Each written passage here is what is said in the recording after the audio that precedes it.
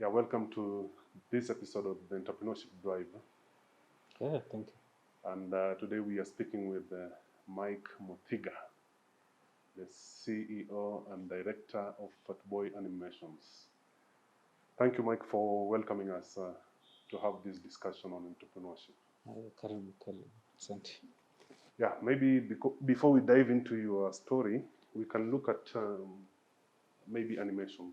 So I cherish the old rugged cross till my trophies at last I lay down. Oh yeah, I will cling to the old rugged cross and exchange it someday for a crown. Yeah, hii kanisa ni digital kweli. Ukiingia hapa automatically you are connected to digital bulletin thanks to Fiber Business 15. At the downtimes, at the slow speeds, at the buffering, at the K. The devil is a liar, not with Fiber Business. Happy is the way. Kirore. How has the animation industry been at the time you began this journey on animation, and how has it developed up to this particular time? So when I started, it wasn't that well developed. It was just kind of beginning to develop. And I think I just worked on a kids show called Tinga Tales, and right after that I started Fatboy Animations. And it was hard in the beginning, pitching to clients to use this medium of this medium for advertising.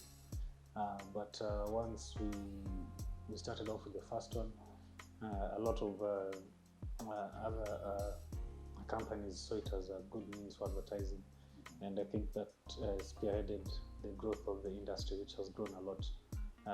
We saw schools beginning to offer animation courses. We've seen animation being included in the syllabus, and we've seen even degree courses being offered in animation. Locally or in the country? Yes. Kenya? Yes. Yeah. Me, I'm not aware of that. Okay, that's interesting. So, USIU has a 4-year course on animation. And a lot of people are picking it up as a medium for entertainment, education, and learning as well. Education and learning. Like teaching people things about medical science, sometimes procedures, or just educating the public. Yeah. What about the region in East Africa? And it's grown tremendously. We've seen feature films being produced now from Africa. That's from South Africa. And we're seeing even, for example, Netflix, the involvement they're in. We're seeing African stories being produced and being told now. Yeah. And at a big scale. Yeah. So it's really, really grown. Yeah, I think we can come back to your story and begin from where you started. I don't know, as a young boy. Yes, so I always enjoyed drawing and drawing cartoons as a child. Art was always my passion. So I'd always be somewhere doing some art or some craft. And when I got to high school, I started exploring computer animation. But just on the side, not that it was being taught in high school. Maybe you can begin with the primary. How was it at primary school? At primary, During your primary times, you had art and craft also? No, in primary, we had it, but I wasn't so focused on that. In primary school, I was more focused now just on 100% on the studies, the math, physics, and whatnot. Yeah. I'd still get time to improve my art, drawing and developing my drawing skills. It's in high school then my high school art teacher introduced me to computer graphics and animation. So in primary school, I want to take you back to primary. Yeah. So generally in primary school, what we are saying is that you are just doing it at the sidelines. Yeah. And in high school, it's when it's developed into something now that you thought this is something. Yeah, so in high school, I mean, it still wasn't being taught, but the Alliance High School, by the way. The Alliance, so yes. that means you passed very well in primary. I was in Alliance. Uh-huh. I have to mention, because we all mentioned that we went to Alliance. So. Yeah. The Alliance boys always very proud of the school. Yeah. Mm-hmm. So, yeah, I mean, I was introduced to very basic computer graphics, things. At the time, it was Corel Draw and Photoshop. And I was just learning my way around it. Very basic animation. Not enough to really get me to producing an animated film or cartoon or just yet. But then it got me learning the principles, how computers can assist in animation, the theory behind computers and traditional animation. So he had advised me just, once you finish, there's this gap where people are waiting to go to uni, and just pick up a course in college. At the time, there was a school called Mark and Tank, so they teach 3D animation, 2D animation, and there was also Shantao. So I joined Mark and Tank for a few months. Mm-hmm. Yeah, so Mark and Tank is near Nairobi. Yeah. Okay. Yeah. It was a small college teaching animation, so I learned the basics of most of the softwares that are needed in animation. And a bit of 3D modeling, 3D introduction to 3D animation, the basics, the softwares that are used for that, and my interest grew so much in that. But then I still felt like it wasn't enough. I wanted to learn more. So what I did is, I think I went and bought some books. This is one of them. Okay. Learning Autodesk Maya, which is the software used for animation. Learning Autodesk Maya. Okay. Yes. Yeah. So I bought a couple of them, quite a number of them, and that's what I used to study and figure my way out around the software. And then I think in 2009, I got a job at working on Tinga Tales. Mm-hmm. Yeah. So before that, generally during this duration of time, primary school and high school, it is only your teacher who had noted that you had something with animation. Yes. Mm-hmm. Yeah, so my teacher had nobody was telling you got something, like your friends or like maybe Peros at home. Nobody was noticing that you got something here. No, they noticed that I'm good at art. Mm-hmm. Yeah, but animation was not something that's known. Yes, and my interest grew a lot because I'd watched all these Pixar cartoons, and I was always keen on wanting to know how they make this. So I'd worked for 1 year on Tinga Tales, where also I got my skills polished. At what stage is this now? That is that holiday after high school? Oh no! So this is the holiday after high school. Then I did uni. I was studying engineering. You're saying that me, I'm still here this duration where you are reading your own books, upgrading your skill on animation, on 3D animation. So what happens during this duration? I think it's 1 year or 2 years So after? for that whole year, that's what I was doing. Yeah, I was studying and just trying to figure my way around the software. It's complicated. Or then now you get to uni. Then I got to uni. You had passed very well now with flying colors. Yes. Did civil engineering. I mean, because these are the courses where, everyone is comfortable with and they get a job and everything. But then my first job after that was in animation. So what happened? Which uni is this? In Malaysia, Nottingham University. Okay. Yeah. You didn't like our local unis, or what happened that you ended I up in Malaysia? I like them, but I was also still very confused. I was trying to get to a place where I can have access to even animation schools, and I remember I switched a couple of times between the engineering and animation at a different university in Malaysia.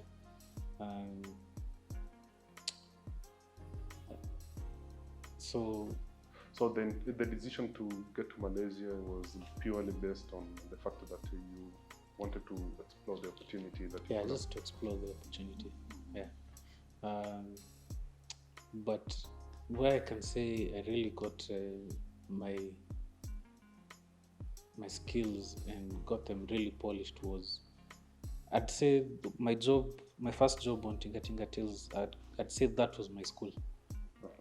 That's why I really learned so many things on animation, how to apply it and how to start from beginning to end.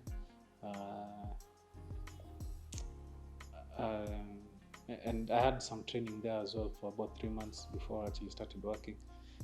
So I really learned most of what I know from there. So these were, Tinga Tinga was talking about... it was a kids show produced by... It was Disney. Sorry? It was a Disney. It's on Disney. It's on Disney Channel, but it was produced by the producer. Her name was Claudia. And she came and produced it here in Kenya. So just after I finished my job, my work at Tinga Tinga Tales, then I started there. How long was the work at Tinga Tinga Tales? So I was there for 1.5 years. Then Tinga Tinga Tales was more of 2D animation, but the principles are just the same. So whatever knowledge I got there, I applied it in 3D animation. And so once I finished my work at Tinga Tinga, then I started Fatboy Animations. So take me through the process where was the process, or the point whereby you were thinking about beginning Fatboy Animations? I was thinking about it even as I was working there. What dream were you having at that particular time? Sorry? What kind of thinking in terms of the dream that you were having? So the dream was, I eventually what I want is to be able to produce some content like what we're producing on Tinga Tinga. And this is content for entertainment, for kids.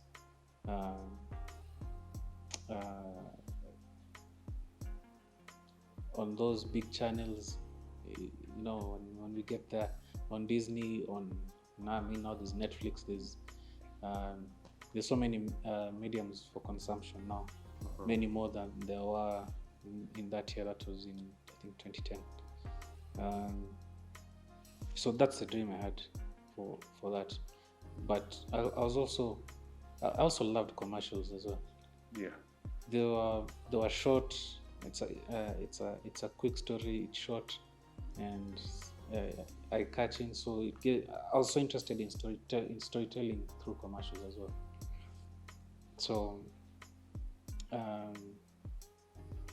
I just started off with advertising, So how did the Fatboy animation come into being now? How did it come to life? So I had done like some practice on some song. I took a song from YouTube, Jimmy Guide, and I took the principles I learned from Tinga Tinga and I applied it on 3D animation, and I made just something, just for fun. That will Ratete. Yeah, Ratete. Yeah, so I put it online and it went viral. So agencies began calling and saying, "Hey, we would like you for you to make for us something." And so then I registered Fatboy Animations and got my first contract. So at this particular point, Mike, where are you operating from? That time I was now operating from home. Mm-hmm. Yeah, actually I did the very first job in my bedroom, okay, start to finish. And so the first contract comes in from which company? It was Telcom. Oh, Telcom. Yeah, Telcom at the time, Orange. Okay. And I used that money to buy now more equipment and computers. And then, we got a couple more jobs from agencies and stuff, but these were more like, here's a script, make this. So it's completely dictated by the agency. The agency. What we're doing, yeah. So we did a couple of them, and maybe people probably don't know them, or maybe they've seen them, they don't know we did it. But because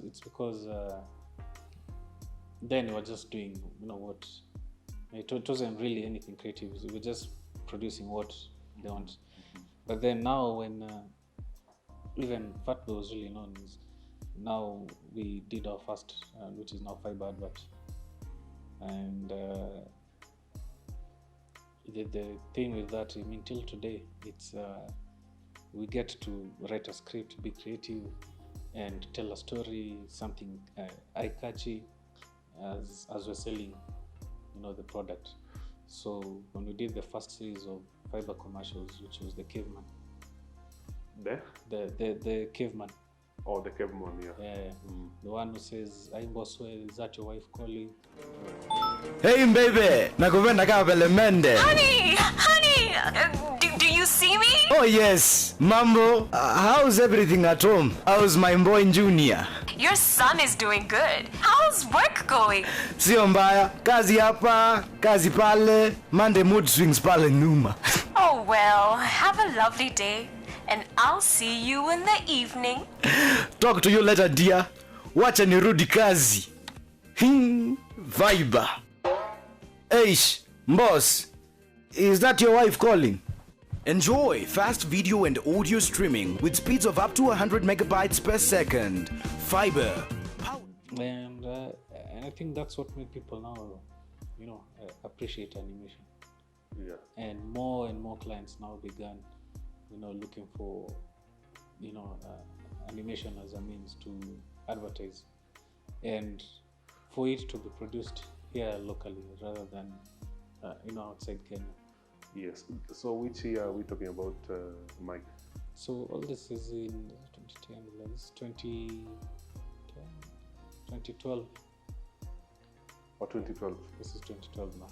So during those years, at what point did you now develop, and after how many jobs did you now move from the house? So it is after a couple of them, but I don't know how many. Yeah, but around 2015. 2015. Or 2015. Yeah. You had made some good money to move out. Yeah, so we just had a small office in Harlingen, and we produced from there. There was a time business was not so good, so we went back to just working from home. Came back to the office again. Let's talk about that.